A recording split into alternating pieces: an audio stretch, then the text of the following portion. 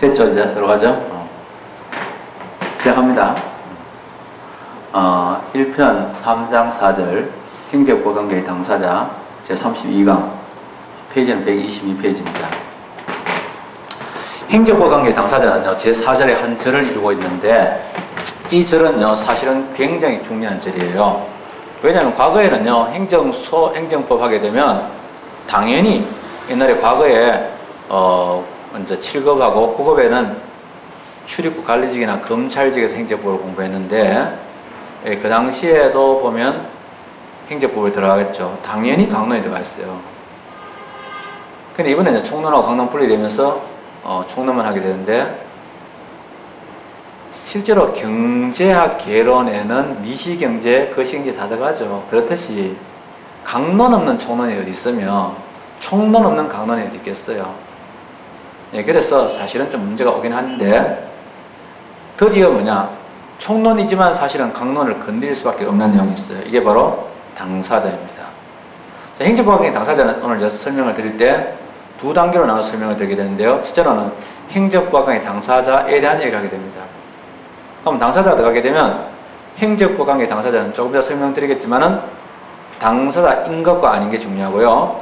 인 것에는 뭐가 있냐면 행정 주체와 행정의 객체입니다. 다시 말하자면 행정은 통치권 행사인데 뭐 조세를 거두는 거죠. 그러면 삥을 뜯는 행정 주체하고 삥을 뜯기는 행정의 객체.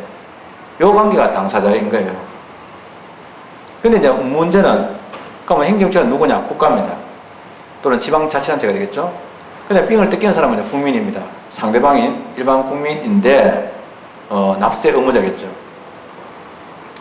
그런데 실제로 삥을 뜯으러 오는 사람은 누구냐? 그거는요 세무서장이 와요. 국가가 아니고 세무서장이 와요. 우리는 국가는 얼굴을 못 봤어요. 이름은 대한민국이라고 나와요.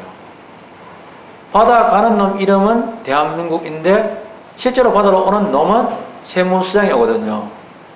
그 뒤에 또 중간 보스로서 지방국세청장이 있고 그 뒤에 또 보스로서 국세청장이 있는데 얘들은 다 뭐냐? 몸통이 아니야. 몸통이란 말은 몸체자, 체야. 행정 주체할 때 체는 몸통이라는 뜻이야. 그러니까 몸통이 아닌 거야. 그럼 도대체 얘들이 누굴까? 그러면 몸통하고 얘들은 어떤 관계냐? 이게 중요한데 행정 주체는 국가나 지방자치단체인데 다음 중 행정 주체가 아닌 것 다음으로 뭐냐? 국세청장, 대통령, 장관 나옵니다. 그럼 도대체 국세청장, 장관, 대통령은 뭐냐? 이런 몸통을 이루는 깃털들이란 거야. 이런 깃털들, 얘들은 뭐냐? 행정 주체를 위해서 일을 하고 행정 주체 한 구성 부분을 이루지만 자신은 행정 주체가 아닌 게 있어요. 이게 바로 행정기관이라고요. 근데 행정기관 중에서 제일 중요한 행정기관이 뭐냐? 행정청, 행정관청이 있는데 행정관청의 권한이 중요한 거예요. 이게 아닌 것이거든요. 사실은 이제 강의를 할 때는 임금만 설명하면 되잖아요. 행정부의 당사자만 설명하면 되지만은 처음에는 임금만 설명하겠습니다. 그러나 실제로 중요한 게 뭐냐? 행정기관이 중요하고 행정기관 중에서 의사의 결정권과 표시권을 다 가지고 있는 행정청 또는 행정관청이 있고 의사의 결정권이 있지만 표시권이 없는 것 의결기관이 있고요. 의사의 결정권도 표시권도 없는 보조기관 이것도 있습니다. 이런 것도 간단하게 우리가 살펴봐야 되고 제일 중요한 것은 총론파트에서 중요한 것은 행정기관이 아니다. 이게 중요하고요. 행정처는 행정기관이 아니다. 이게 중요하고요. 행정기관은 행정처가 아니다. 이게 중요한데 행정기관 중에서 행정청인데 얘들이 실제적으로 일을 하거든요. 그럼 우리가 보조기관이나 또는 보좌기관까지는 우리가 신경을 못 써도 행정청의 개념은 중요한데 행정청의 경우 자기의 권한을 행사할 때 권한이 크거든요. 그럼 만약에 서울특별시에 대한 행정청에 대한 권한이 뭐냐? 오로지 서울특별시장 공무원 한 사람밖에 없어요. 모든 게 집중되니까 지원자 다 못하잖아요. 하니까 뭐냐? 자기의 권한을 대신 행사하게 됩니다. 대리. 또 뭔가 권한을 넘겨줍니다. 위임. 실제로 안 넘겨주면서 넘겨주는 것처럼 합니다. 위임 전결. 이런 게 있단 말이에요. 또 내부 위임. 이런 게 있단 말이죠. 그럼 이랬을 때 만약에 소송을 제기하면 누구를 상대로 소송해야 되냐? 이런 문제가 발생해요.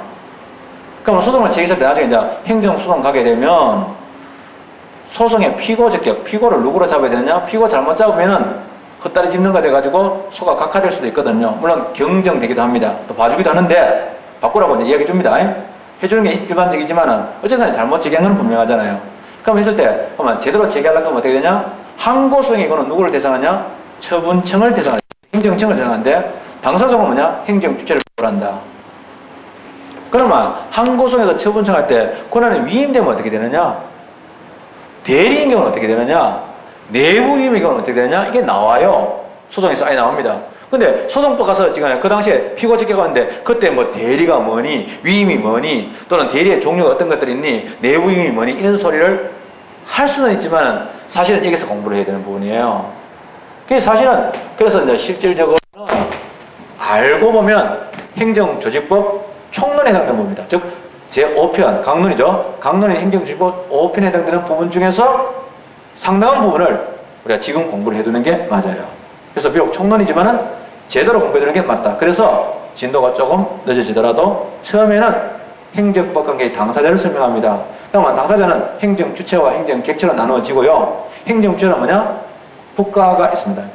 국가는 뭐라? 오리지널이죠. 왜? 행정이라는 권한은 원래 통치권에서 나오는데 그럼 통치권은 어디서 나옵니까? 통치구조에서 나와.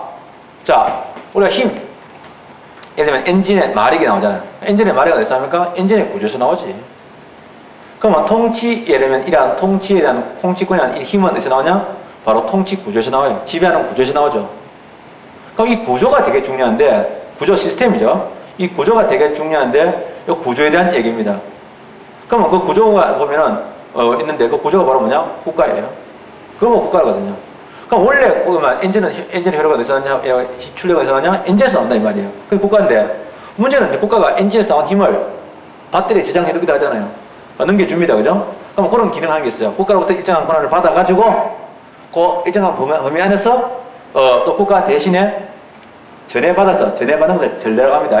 우리가 조상으로부터 전례받은 동화를 전례동화라고 하잖아요. 그러면 전례적인 행정주체도 있어요. 원래는 행정주체 아닌데, 국가가 딱 떼주면서 이거는 네가 알아서 해봐. 그래서 지가 똘마이 노릇 하는 거죠. 그게 바로 뭐냐? 두 가지가 있어요. 또 똘마이 형태가 두 가지인데, 하나가 뭐냐? 공법인의 형태가 있어요. 공법인의 형태로서 똘마이. 그 공법인은 뭐냐면 처음부터 공법을 만들어가지고 이만한 똘마이를 쓰려고 법으로 만들어놨어. 법으로 똘마이를 만드는 거야. 이거는 공공단체라 그래요. 그게 아니고 똘마이 중에서 사인인데 불러가지고 야야 니 와가지고 니가 대신해서 요 업무 대신에 그거는 공무를 수탁, 권한을 넘겨주는 거를 위임이라고 표현하는데요. 위임 또는 위탁이라고 하는데 위임은 상하의 관계를 표현하고 위탁은 대등한 관계에서 쓰는 말이에요. 근데 이제 물론 실무에서는요 이거를 혼동할 때도 있어요. 그러나 학문적으로 엄격하게 얘기할 때는 위임은 상하관계, 위탁은 대등관계. 다만 권한을 이전시켜준 건 똑같아요. 그래서 공무를 위탁받은 왜? 국가가 사인에 대해서 행정주체끼리 법인격을 가진 끼리는 대등하거든요. 여러분하고 제가 대등하잖아요. 왜? 인격을 가졌기 때문에. 이거 정말로 있잖아요. 중요한 거예요. 사실은 우리가 살아가면서 인격을 가진 것들은 다 대등하다. 이걸 꼭 알아둬야 돼요. 어린아이라도 있잖아요. 인격이 있으면 대등하고요. 범죄자라도 인격이 있으면 대등한 거예요. 근데 마치 돈이 없거나 뭐 키가 작거나 또는 얼굴이 못생기면요. 대등하지 않은 걸로 이해하는데 절대 대등합니다. 그러니까 여러분도 내가 대등하게 취급해 줄게요. 할 테니까 걱정하지 말라고. 그러니까 대등하기 때문에 수탁이란 말을 쓰는 거야. 위탁 받은을 줄여서 우리가 수탁이라 그래요. 좋아하는데 그래서 대등하게 봐줄게. 대등하게. 그래서 수탁 사인이 있어요. 그래서 기본적으로 뭐냐 하나는 공법인의 형태가 있고 사인의 형태가 있는데 공법인의 형태로서 전례받으면 공공단체라고 이름을 붙이고요. 그 다음에 사인이 전례받으면 공무 수탁 사인이라고 그래요. 그러면 우리가 중요한 거는 좀 이따 공부할 때 공무 수탁 사인의 종류가 어떤 것들이 있나, 어떤 특징이 있고 사례가 어떤 것들이냐 이것도 알아둬야 되고요. 그것도 모르면 이해가 끝나잖아요. 두 번째가 뭐냐면 그러면 공공단체가 있는데 각자가 어떤 식의 이제 공공단체가 있는데 공공단체는 가면 전례를 받았는데 얘는 그러면 행정주체이긴 한데 경우에 따라서 행정객체로 될 수가 있느냐 하는 문제가 생겨요. 있다 이거예요. 그럼 공무수탁사인도 마찬가지겠죠. 두 번째 공무수탁사인은 참 애매해요. 이 공무수탁사인은 사실은 모양은 뭐냐, 분명히 공무수탁사인은 행정주체 한 부분을 이루고 있지는 않아요. 그죠? 그러니까 이거는 행정기관은 아니에요. 행정주체는 맞는데 일하는 거는 뭐냐? 그럼 공무수탁사인의 대표적인 게 뭐가 있냐면 별정우체국장이 있어요. 별정우체국장이 있거든요. 별정우체국장이 있는데 별정우체국장이 하는 일은 뭐냐? 저쪽 우체국에서 우체국장이 하는 얘가 똑같거든. 기능 행정기관하고 비슷한데 조직의 형태는 국가의 한 구성 부분은 아니야. 따로 떨어져가 있어. 그게 사실은 좀 애매해. 애매한데 트랜스젠더 비슷한 거지. 그래도 남자에서 여자로 하면은 여자로 인정해줘야 되죠. 얼마나 자기가 있잖아요. 한이 지면 그리 갔겠어요. 뭐 하고 싶어 했겠어요? 뭐 유행 따라 갔겠어요? 얼마나 힘들었겠습니까? 힘든 시간과 힘든 노력을 했겠죠. 그러니까 그건 인정해줘야 되는데 여자로 인정해줘야 되듯이 사실은 양성이 좀 있어요. 그래서 트랜스젠더 하시는 분들 보면 외모는 여자분들이 되게 많고 아름답게 되어 있는데 목소리는 약간 좀 완전 여성적이 아닌 사람도 계시지요. 이렇게 했을 때 좀 그렇지만 그래도 뭐냐 여자로 봐줘야 되듯이 공무 수탁사에는 사실은 그런 점이 있다는 걸 인정해줘야 됩니다.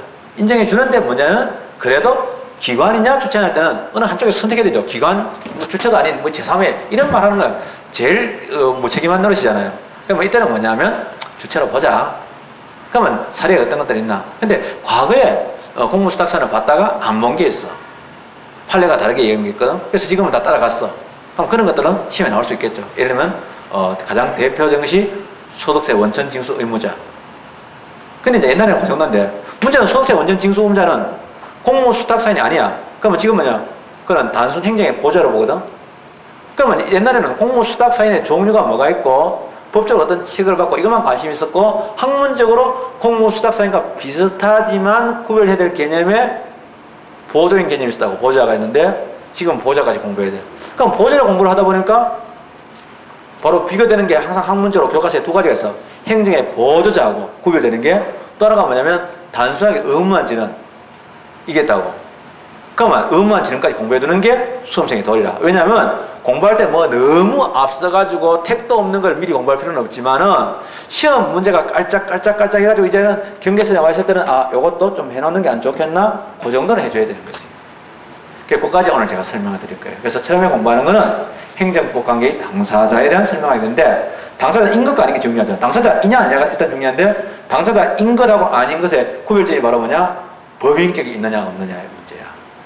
그래서 법인격을 설명해요. 영어 법률 용어에서 법인격 설명해 줄 거야. 근데 법인격을 다른 말로 뭐냐? 법인격이라는 말은 원래 어디서 출발했을까? 민사가 먼저지. 민법이 먼저거든. 이 민법에서 이론을 잘 만들어놔 버렸어. 공부만 할 게 별로 없어. 그래서 사실은 민법에서는 뭐냐? 당사자란 건 뭐냐? 권리와 의무의 주체가 될 수 있는, 즉 권리와 의무를 가질 수 있는 거라. 그게 우리가 옛날에 이제 이런 일이 있었어. 우리나라에서 저쪽 KTX 먼저 이게 그것 때문에 터널을 뚫는 것 때문에 어떤 산을 통과하게 돼가지고 우리 비건희 스님께서 단식을 하고 한 이런 일도 있었어. 이 많은 환경단체들이 그 반대했다고. 그냥 환경적으로 중요한데 그게 도롱뇽의 서식지야. 그러면 이게 오게 되면 도롱뇽이 이제 다 없어진다. 그 원고가 누구냐? 도롱뇽이 원고가 됐어. 소장에. 원고가 도롱뇽이 돼가지고 소송을 제기한 적이 있어. 그럼 도롱뇽이 권리 의무의 주체가 될 수 있느냐 하는 문제야. 답 아니다 야. 그래서 각하됐어. 그럼 변호사가 바보라서 그건 아니지. 도롱뇽 소송을 제기하면 어떻게 될까? 시험이 나겠지. 도롱뇽 소송을 제기했다. 그럼 아는 게 중요하다고. 그러면 국민의 관심을 끌잖아. 환경은 국민이 관심을 가져줘야 돼. 그래서 이제 그런 소송이겠지. 그러나 어쨌거나 도롱뇽 소송도 되게 중요하다고. 환경 소송도 있는데 그런 거 중요하겠죠. 원고 적격 없다. 그러면 이제 나무, 풀 이런 것들은 원고 적격이 없는 거야. 그러면 법인격을 가진 게 뭐냐? 권리 의무의 주체로서는 뭐냐? 오로지 인, 사람인. 그럼 사람의 종류 두 종류가 있어. 하나가 뭐냐? 사람 중에 하나는 뭐냐면 본래 사람, 이거 호모 사피엔스. 즉 포유류 중에서 일정한 지능이 좀 발달했다고 해가지고 다른 모든 동식물들과 환경을 해치는 아주 최악의 포유류 한 마리가 있어. 한 종류는 이게 호모 사피엔스 이걸 자연이라고 해요. 자연의 반대가 뭐냐? 법으로 만든 사람이 있어요. 쇠로 만들면 철인이죠. 철인 28호. 그렇듯이 법으로 만든 사람이 있어. 그게 바로 법인이라는 거지. 그래서 자연인과 법인이 있다. 근데 법인인데 법으로 만들 때 법에 철인도 종류가 있겠지. 뭐 알루미늄도 있고 스테인리스도 있겠죠. 또 무쇠도 있겠죠. 철인 28호는 무쇠팔이니까 무쇠겠죠. 팔만 무쇠인지 모르겠죠. 뒤에는 짝퉁이고. 근데 어쨌든 간에 그렇듯이 법도 종류가 두 종류 있어. 재료가 두 가지야. 공법 있고 사법 있겠죠. 그럼 공법을 만든 법인 공법인, 사법에서 만든 법인 사법인. 그럼 사법인은 뭐가 있을까? 사법의 종류 두 가지가 있어. 하나가 뭐냐? 상법이 있어. 상법상의 법인, 주식회사, 합자회사, 한명회사 다 법인이지. 근데 문제는 그러면 공법인은 이제 공법상의 법인도 있어. 자, 근데 사법상의 법인도 민사상의 법인도 있다. 민사법인은 뭐가 있냐면 민법상의 법인이 있는데 민사법인은 또 어떤 게 있을까요? 민사법인의 경우는 민법상의 법인도 있는데 비영리법인은 다 민사법인이야. 그럼 비영리가 돈 안 받는 거 아니야? 돈 받아가 남기지 않는다는데 뭐 그게 자기들이 월급으로 다 쓰는 거지. 사단법인, 재단법인이 있어. 재단법인의 종류는 뭐가 있냐? 학교법인이 재단법인이야. 학교를 위해서 바쳐진 재산의 집합을 학교법인이라고 그래. 근데 학교 재단법인이야, 사실은. 그래서 뭐 재단에서 뭐 짜고 얘기하잖아. 장학재단도 있어. 복지재단도 있고. 그래서 복지재단법인인데 재단법인이 있어. 됐죠? 알아둬야 돼. 왜냐하면 시험에 지문가 나오니까. 그 자체를 뭐 재단법인이 있나 없나 이건 안 물어. 그렇지만은 내가 그걸 모르면 나중에 소송에서 판결문도 읽을 수가 없고 문제 지문을 못 읽어요. 좀 이따 설명해 드릴게요. 자, 말로 일단 먼저 떼우는 거예요. 그 다음에 뭐냐면 공법인이 있어. 공법상의 법인이 있어. 공법상의 법인의 종류는 여러 가지가 있다고. 그게 바로 공공단체인데 크게 지방자치단체. 지방자치단체의 근거법은 어디냐? 지방자치법인데 지방자치법에는 명문으로 딱 부러지게 지방자치단체는 법인으로 한다 돼 있어요.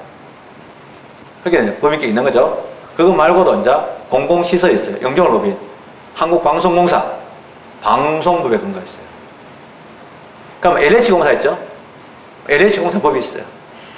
수자공사 있죠? 수자공사 법이 따로 있어요. 그래서 항상 개별법에 의해서 만들어지는 거예요. 그렇게 만들어지겠죠? 그런 법인들이 있더라.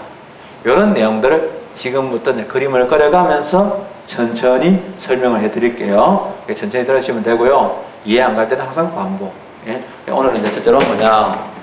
행정법 관계의 당사자라고 합니다. 32강.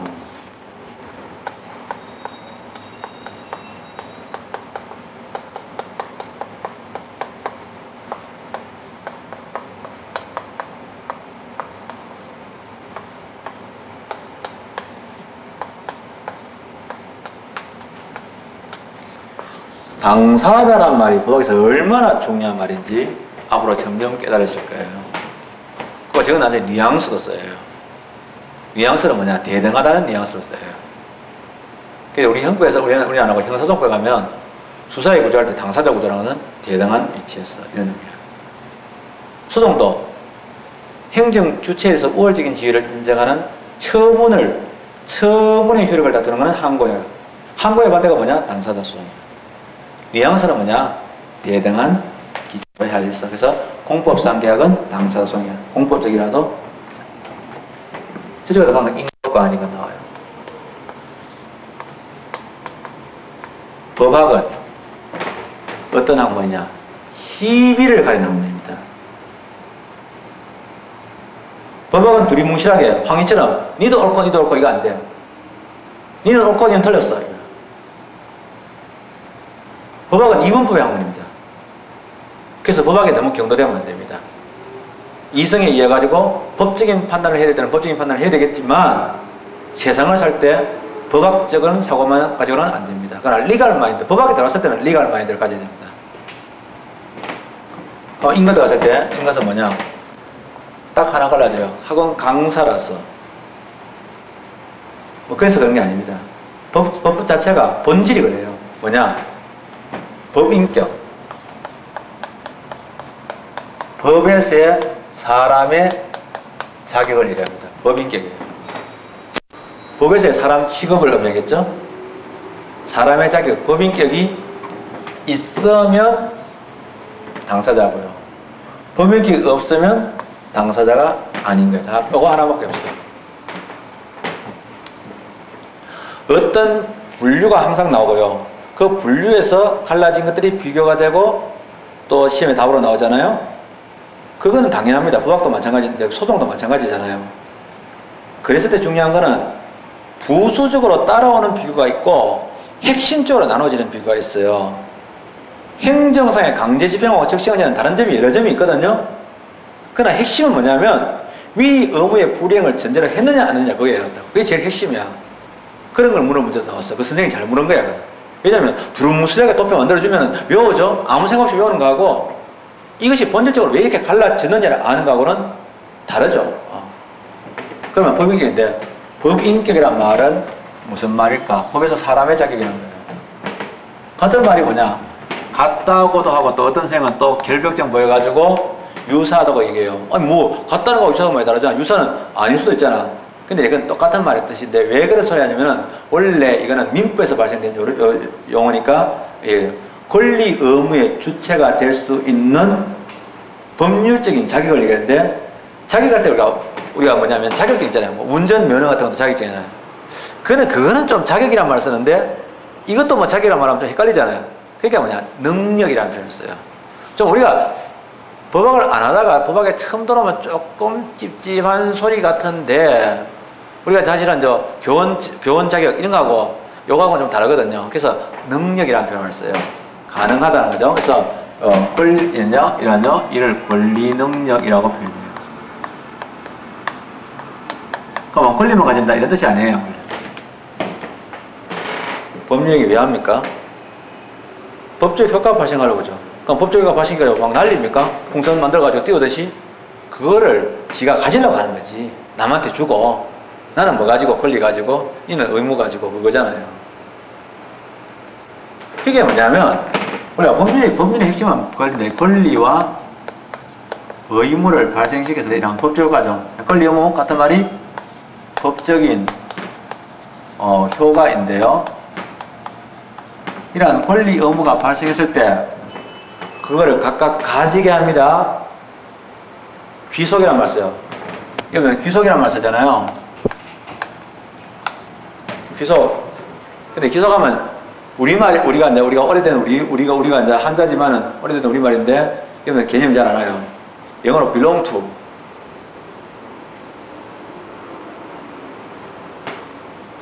뭐 이런 거 있잖아요. 뭐 belong to the future. The future는 belong to those who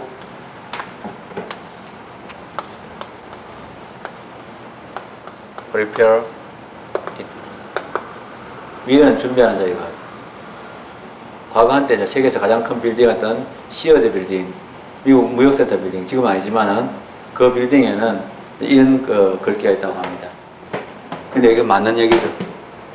미래는 준비하는 자의 것이다. 그때 이제 belong to, 준비하는 자에게 미래가 귀속된다. 누구의 것이다 이거죠. 이 권리가 누구 거다. 그러니까 경상도 말하면 거, 니 거, 내 거 할 때 거야. 그거 보고 belong to라고 합니다. 그리고 영어가 더라도 좀 우리한테 익숙해. 왜냐면 그 말을 번역하다 보니까 우리가 좀 덜 익숙하지. 그게 권리 의무의 귀속 주체죠. 그래서 이러한 권리 의무가 이러한 주체가 될 능력을 얘기합니다. 그걸 보고 권리 능력이다. 그래서 법학에서는요, 행정법학에서는 권리 능력과 법인격이 어떻게 다르냐 이렇게 안 하니까 선생님들 표현이 때로는 유사하다 또는 미리 말하다 그건 민법상의 개념과 유사하다. 행정법이 똑같지 않으니까 그렇게 말할 뿐이에요. 근데 문제는 법인격이 왜 근데 회비는 법인격이 있는 거 뭐냐? 있는 거 바로 뭐냐? 인이에요. 이론적으로. 이거 나온 김에 행정법적으로 행정주체와 행정객체가 있습니다. 그렇게 가도 좋지만은 기본에 대한 알고 들어가잖아요. 인의 종류는 두 가지 종류가 있어요. 하나가 뭐냐면 자연인이 있어요. 또 하나가 뭐냐? 법에 의해서 만들어진 법인이 있습니다. 법인의 종류는 두 종류가 있어요. 하나가 뭐냐면 공법에서 만들어진 공법인도 있고요. 지방자치단체 이건 공법인이고요. 또 하나가 뭐냐? 사법인도 있습니다. 지금 당사자에 대한 얘기합니다. 그러면 사법상의 법인인데 사법상의 법인이 나옵니다. 그러면 우리가 알고 있는 대표적인 법인인 주식회사 이거는요 이런 상법상의 법인이고요. 그 다음에 우리가 사단법인 해병 전후에 이런 거 있죠. 거의 압력단체를 만들어 가지고 움직이고 있죠. 그래서 실질적으로 사단법인이나 또는요 이런 재단법인이 있어요. 재단법인 따로 두면 좋죠. 왜냐하면 우리가 학교재단, 장학재단 이런 것도 있습니다. 이거는 비영리 법인들이에요. 이거는 우리가 상식으로 말씀드린 거고요. 공법인도 있다. 이러한 사법인의 경우는 또 뭐냐면 요것 있는데요. 이러한 사법인의 경우인데 법인의 경우에는 공법인은 아예 공법에서 만들어지니까 이런 문제가 안 생기는데 사법인의 경우는 법인에서 이러한 법인으로서의 실체 사단법이라는 것은요 일정한 개개인과 구별되는 그 단체 그 자체가 구성원하고 상관없이 존재하는 거예요. 저도 있잖아요.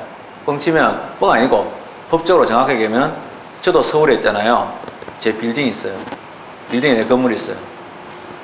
말하자면 근데 은밀한 냄새 아니에요. 만약에 예를 들면 제가 뭐 라이온스나 로타리 클럽에 가입돼 있다. 뭐 친구가 뭐 선거 때문에 할 수 없이 다 해서 그 안 좋아하지만은 그냥 할 수도 있죠. 가입돼 있다. 그럼 라이온스 클럽 자체가 대성 라이온스다. 주로 경주 사람들이 많은데 대성 라이온스다. 그럼 그게 건물을 사요. 그러면 대성 라이온스 살 때 가벌 병정이 있었겠죠. 그래도 가벌 병정의 것이 공유되는 게 아니고 그건 대성 라이온스 거지. 가벌 병정이 있다가 나가면요 내 거 지분 달라 이 소리 못해요.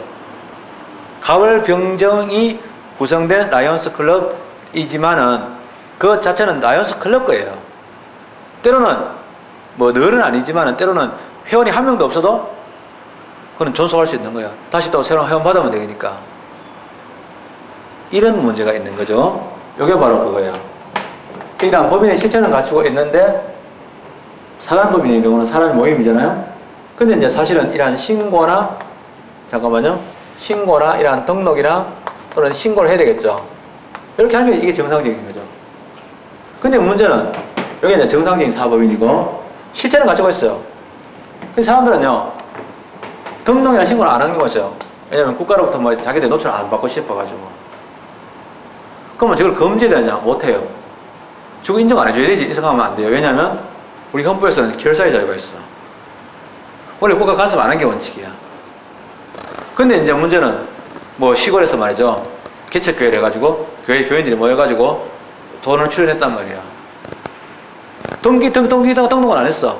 신고도 안 했어. 안 했지만은 하나의 그 재산은 총류라거든요. 소유가 아니고 총류 재산인데 소유한 형태지. 소유가 아니고 아니라 총류가 되는데 공유가 아니고 총류된 상태인데 그러면 시골 교회 같자는 그 등기를 못하냐? 할 수 있어요.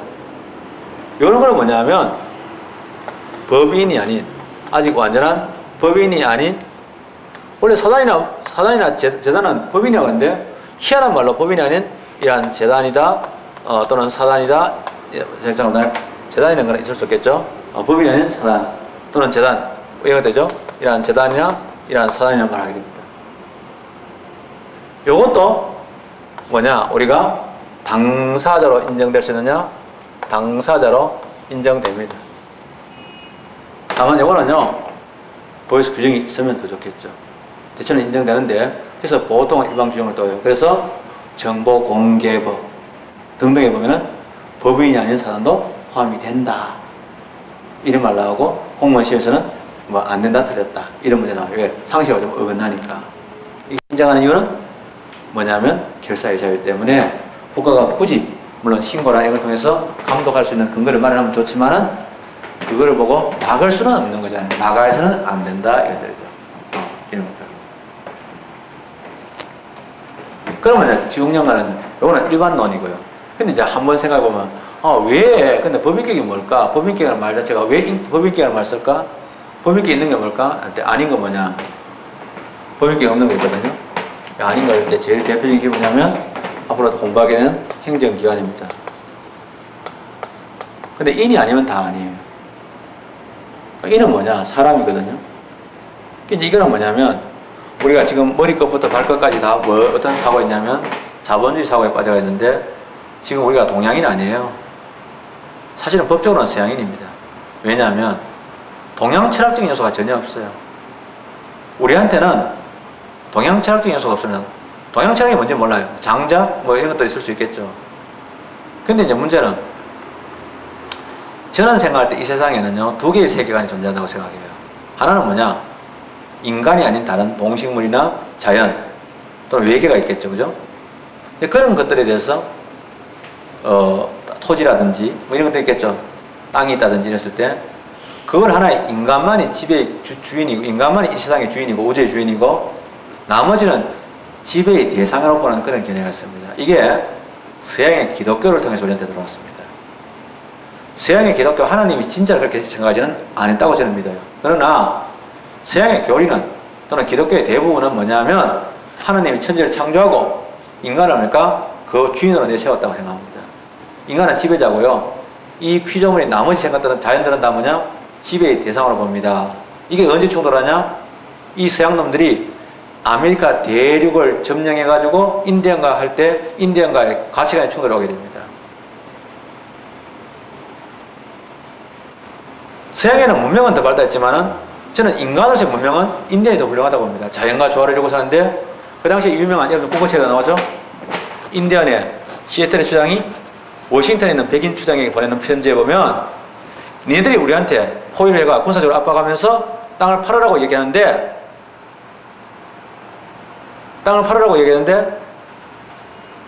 나는 그 이해를 못하겠다. 왜냐하면 땅을 어떻게 파냐? 네가 네 엄마 파나? 땅이라는 것은 우리가 거기서 태어났고, 거기서 우리가 젖을 먹듯이 거기서 살아가고, 다시 뭐냐? 우리가 죽으면 돌아갈 게 땅이다. 그 땅은 그냥 존재하나? 그 뚝뚝대가 팔아라가는데, 뭐 시루떡듯이 팔아라가는데, 땅이라는 것은 하늘의 햇빛, 그 위에 구름, 그 위를 잔잔하게 흐르는 대기나 바람이 있고, 그 다음에 햇빛이 있고, 바람이 있고, 그 다음에 다른 새들도 있고, 나비도 있고, 이런 것들이 바로 그 대지를 다 구성하고 있는데, 수많은 미생물들이 존재하고 생물들이 같이 살아갈 때 비로소 딸의 생명을 얻는데, 그걸 어떻게 내 거, 네 거라고 이야기하나 이 말이에요. 그러니까 자연에 대한 태도는 두 가지. 하나가 뭐냐? 내가 자연의 일부이고 자연으로 돌아가고 나는 자연의 한 부분이다. 그러면 자연에서 겸허하고 있잖아요. 생명을 존중하고, 내가 정말 부득이해서 농사를 지을 때라도 지렁이들이 살고 있는, 기본 우리가 똥, 내가 예를 들면 내가 똥, 개가 있고 개가 똥을 누고, 그 똥은 그 똥을 뭐냐면 또 뭔가 지렁이가 분해를 해가지고 땅을 또 만들고, 그 땅에서 나오는 소출을 우리가 또 먹고 살아가잖아요. 하나의 순환의 꼴인데, 순환의 꼴 중에서 어느 한 꼴이, 지렁이는 나보다 하찮고 아무데나 죽여도 되고, 인간은 죽이면 안 되고, 나는 귀하고, 똥은 안 귀하고, 개는 우습고, 그런 사고에 대해서 동의하는 사람도 있고 안 하는 사람도 있는 거예요. 서양은 철저하게 뭐냐? 인간만이 이 세상의 지배의 주체라고 보기 때문에 나중에 모든 권리의 출발은 뭐냐? 사건이 출발합니다. 사건의 핵심은 뭐냐? 소유권이에요. 소유권은 뭐냐면 어떤 내가 땅이 있고 어떤 물건이 있고 나무가 있는데, 옛날에 다 공유였어요. 어느 날 욕심을 부립니다. 이 나무 나만 찜했어 이거야. 직접적이고 배타적인 지배를 합니다. 그럼 딴 놈 손 못 대! 이러는 거야. 그러다 보니까 싸움이 막 나니까 국가가 동작 그만! 지금부터 내가 이 질서를 정한다. 국가가 네가 인정해. 이거 네 권리맞아. 이게 딱 떼주는 거야, 이게. 이게 이제 사실은 소유권에 대한 자본주의 기초가 마련된 거야. 우리는 대한민국의 기초는 뭐냐? 바로 이런 욕심에서 출발하는 겁니다. 이게 바로 뭐냐? 서양법을 가져온 거예요. 그래서 우리는 내가 아무리 뭐 장자를 좋아해봤자, 내가 아무리 뭐 지금처럼 시애틀의 주장을 추정해봤자, 내가 살아가는 이 세계 자체는 뭐냐? 서양법적으로 행동해야 된다, 이거예요. 이게 이제 가장 안타깝고 힘든 일이거든요. 그래서 인격이라는 말을 쓰게 됩니다. 그래서 법인격 또는 권리능력인데, 한마디로 뭐냐면, 얘들은요. 그래서 이제 우리가 나무, 저쪽에 경상북도 애청군에 가면 석송령이라는 돌석자, 소나무 송자에다가 영원이라는 영자를 썼는데, 석송령 나무가 있습니다. 이 나무가 뭐냐? 뭐 장학금도 주고 땅도 가지고 있다 하지만 사실은 거짓말이에요. 그거는 일종의 관습법상의 재단에 불과합니다. 또 뭐 예를 들면 중국에서 부자가 자기 재산을 자식에게 안 주고 고양이에게 주겠다. 가능하냐? 가능하지 않아요. 또 미국에서 뭐냐면 실베스터 스텔론이 살던 방이 17개짜리 대저택을 개가 사게 되었다. 거짓말이에요. 개를 위한 신탁 재단이 소유하지, 우리 법체계에서는, 또는 지금의 현재 서양 법체계라든지 전 세계 법체계, 서양법을 따르는 법체계는 지금 중국 놈들조차도, 짱깨들조차도 뭐냐면은 말만 사회주의 하지만 다 뭐냐? 기본적으로 서양 법체계, 기독교 체계 안에서 존재하는 거예요.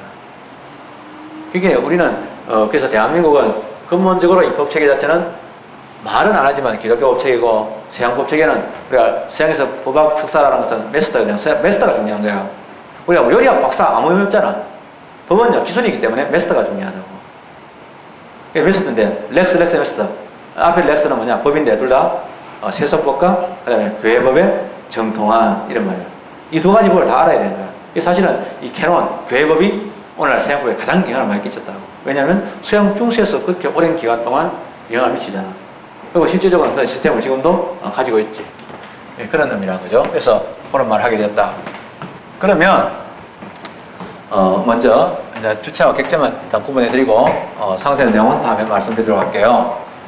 시간이 좀 지났는데 이것만 말씀드릴게요. 그러면 행정법강의 당사자인 것 들어갔을 때 인것에 뭐가 있냐면 그런 법인격을 가진 것은 크게 두 가지 있습니다. 하나가 뭐냐? 조세를 부과하는 쪽, 삥 뜯는 쪽을 뭐냐? 행정주체라고 합니다. 그럼 삥을 뜯기는 주체가 있겠죠?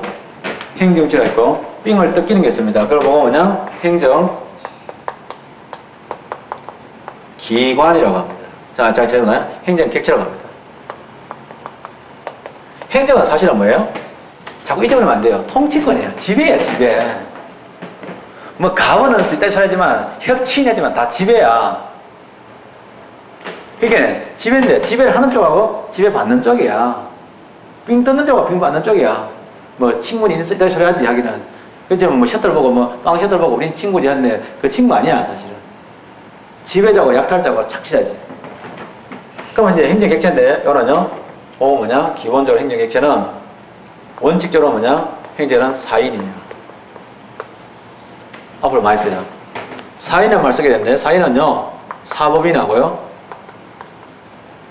자연인, 사법인이나 또는 이러한 자연인이 사인이 되고요. 예외가 있어요. 예외적으로는요. 공공단체.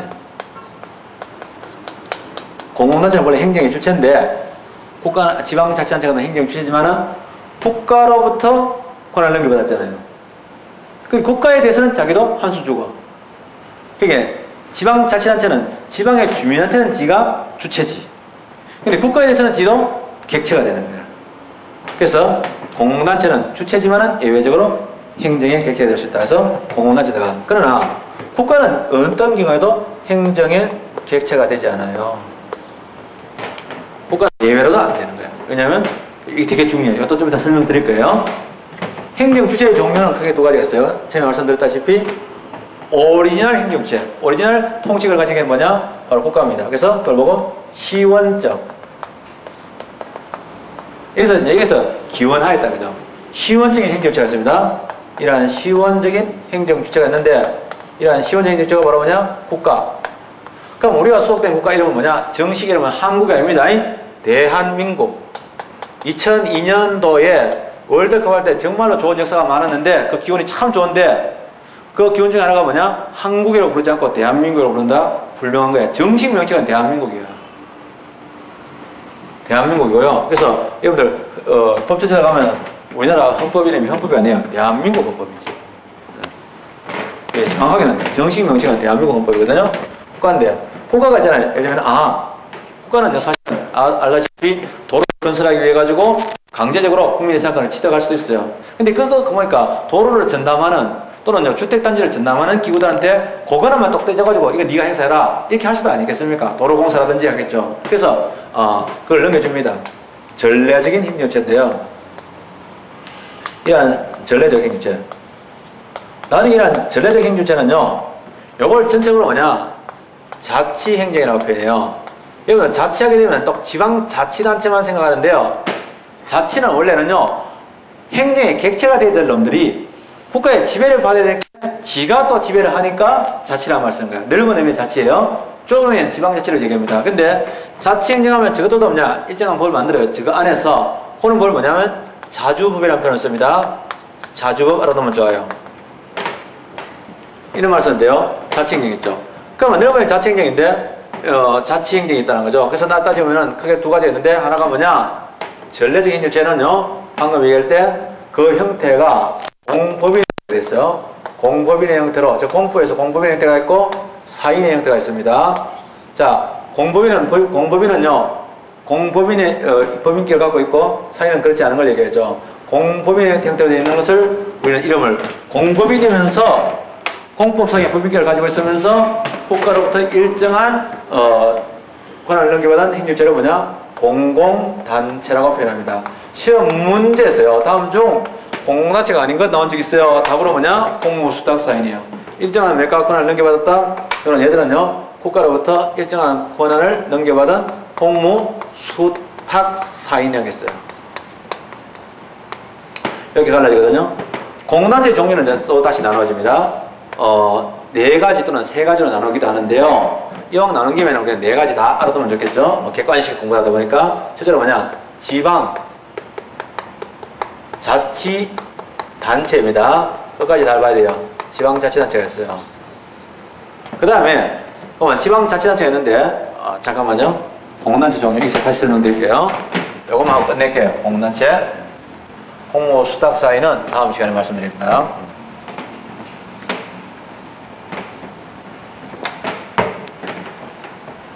연일 수업해가지고 힘드실 거예요. 그럼 이런 공공단체가 있는데 공공단체 특징은 공법인이라는 게 중요합니다. 그냥 글자만 딱 봤을 때 잘 구분 안 되도록 출제한 적도 있습니다. 그럴 때는 오로지 뭐냐? 공무수탁사인 찾아내야 되고 그거는 근본적으로 얘가 법인 형태가 공법인이냐 사법인이냐 그걸 찾아내야 되는 게 핵심이에요. 글자만 봐가지고 도저히 안 보입니다. 문장 구조가 잘 안 보이거든요. 공공단체 그래서 우리는 지방자치단체라고 하잖아요. 외놈들은 지방공공단체라고 합니다. 그런 말을 쓰죠. 그래서 일정한 지역을 기초로 하는 공공단체다. 근데 이러한 지방자치단체가 있어요. 자, 이러한 지방자치단체의 종류는요, 무한하지 않아요. 딱 정해져 있어요. 한 개만 있는 건 아니지만은 딱 정해져. 요것만입니다. 첫째로 뭐냐, 지방자치단체의 종류는 따를 때는요, 첫째로 뭐냐면 특별시. 주로 이제 서울특별시가 있죠. 광역시. 광역시 몇 개인지 아십니까? 6개입니다. 그거 모르면 이야기 또 끝납니다. 그래서 나오죠. 광역시. 네, 도가 있어요. 도. 그리고 특별. 자치도가 있습니다. 제주도죠. 그 다음에 특별. 많아요. 자치시가 있습니다. 있죠? 요거 5가지가 있습니다. 합쳐서 편의상 뭐라고 부르냐? 시도라고 불러요. 그러면 요거래요. 요거는요, 성남시 같은 거 포함 안 됩니다. 특별시와 특별자치시, 광역시만 보고 시라고 얘기하는 거죠. 요거는 시도지사급, 지도지사급들이 하죠. 그 다음에 두 번째 뭐냐? 시 있어요. 일반 시를 얘기합니다. 그럼 우리가 대도시란 말 쓰잖아요. 큰 도시를 다 대도시가 하잖아요. 행정법학에서 대도시는 그런 뜻이 아니에요. 특별시나 광역시가 아닌데 인구가 50만 넘으면 대도시라고 표현해요. 대도시 이렇게 포함돼요. 그러면 청주시 같은 경우는 청주시 대도시에 들어갈게요. 성남시 대도시에 들어가. 대도시가 좋죠. 왜냐하면 나중에 클 수 있으니까. 그럼 다음에 시, 군 있어요. 근데 구가 있는데 평상시에는 그러면 하지만 자치구가 있거든요. 되게 중요합니다. 자치구는 어디에 있는 구냐면 모든 시의 구가 아니에요. 자치구는 어디지 뭐냐? 특별시와 광역시에 있는 구만 자치구라고 해요. 서울특별시 서초구 자치구예요. 그 다음에 광주광역시 뭐 무슨 구가 있겠죠. 그러면 그거는요, 그거는 광주광역시는 건 자치구예요. 이런 것도 있거든요. 그런데 성남시 분당구 아니죠. 그래서 그거는 행정부라고 그래요. 행정의 단위를 위해서 행정의 단위가 복잡해지니까 한 단계를 더 나눴다 가지고 행정의 단위에 불과합니다. 그래서 아닌 것 할 때 행정 그거는 단위에 불과합니다. 그래서 성남시 옛날 시험에 쓸 때 답의 지문으로 성남시 수정구 나온 적이 있어요. 청주시 흥덕구 나온 적이 있어요. 그 다음에 포항시 남구 나온 적이 있어요. 울산시는 광역시니까 울산시 남구는 자치구고 포항시 남구는 자치구 아니고 이거야 중요하다. 그래서 아닌 것 할 때는 행정구 아닙니다. 아닌 할 때 주소 편지에다가 주소에 들어가는 것도 있잖아요. 이게 다 그 행정 뭐냐면 주체가 아니에요. 그래서 우리 옛날에 말 때 뭐 경상북도 구미시 이렇게 무슨 동에 하잖아요. 그래서 옛날에 술 좋아하시는 분 사는 집은 소주도 독하군 마시면 조카리 이런 얘기 듣는데요. 하여튼 간에 이런 읍면 동리 같은 거 이거 아니에요. 그래서 행정구 아니에요. 그래서 읍, 면, 동, 리 이게 다 행정의 단위예요. 이거 아니거든요. 두 번째 뭐냐면 지방자치는 되겠고, 또 하나가 뭐냐면 영조물 법인이 있어요. 일명 이걸 보고 뭐냐면 학문적으로 공공시설이라고 표현합니다. 영조물 법인은요, 일정한 목적을 위해서 바쳐진 재산 한 개 한 개가 아니고 그 전체를 묶어서 결합한 겁니다. 그래서 물적이라는 시설의 결합이에요. 인적 물적 시설의 결합에 플러스 그 다음에 뭐냐면 인적도 더할 수 있습니다. 보통 인적 물적 시설의 결합인데 플러스 뭐냐면 법인격이 있는 걸 얘기합니다. 이러한 법인격을 가지고 있는 것만 얘기합니다. 법인격이 없는 게 있어요. 그게 뭐냐? 영조물 기관이 있습니다. 둘 다 인적 물적 시설의 결합은 똑같은데 목적도 똑같은데 문제는 영조물 기관은 법인격이 없는 거예요. 과거의 서울대학교는 영조물 기관이었어요. 행정기관의 한 종류입니다. 교육을 담당하는 행정기관이죠. 그러나 지금은 서울대학교는 영조물 법인이 된 거죠. 그중에는요, 결합인데 법인격이 있는 것. 그래서 현재의 서울대학교 나옵니다. 또는 서울대학교 병원. 서울대학교 병원은 먼저 됐죠. 이런 것도 있습니다. 이런 것들이 다 법인격이고요. 그 다음에 잘 알다시피 이런 지방 공사 무슨 병원, 강남병원 이런 것들은 다 뭐냐면 영조물 법인에 들어갑니다. 그거 말고도 KBS, EBS 이게 다 뭐냐? 영조물 법인입니다. 공공시설이죠. 그 다음에 주로 예를 들면 뭐 K워터, 한국수자원공사 또는 뭐 LH공사 이게 전부 다 뭐냐? 영조물 법인입니다. 주택공사 같은 것들이죠. 한전 영조물 법인입니다. 그 다음에 뭐냐면 영조물 법인 또 하나가 뭐냐면 공공조합이 있습니다. 아주 중요합니다. 이거는요, 공공조합은 뭐냐? 공법상의 사단이라고 합니다. 일정한 사람의 집합인데 사법상의 사단하고 다른 점은 사법상의 사단 나는 들어가기 싫다. 반대하면 안 들어갈 수 있습니다. 이는 강제가입입니다. 물론요, 어느 정도 처음에 만약에 재개발조합이 있다. 그러면 홍보사단 할 때 재개발조합, 도시주거환경정비사업조합이죠. 이런 재개발조합이 있다. 재개발조합은 재개발지역 내에 일정한 주민이 동일하면 반대하는 주민도 당연 가입되게 됩니다. 그래서 반대하는 주민도 소송을 제기할 수 있는 원고 지키겠다. 이게 더 중요합니다.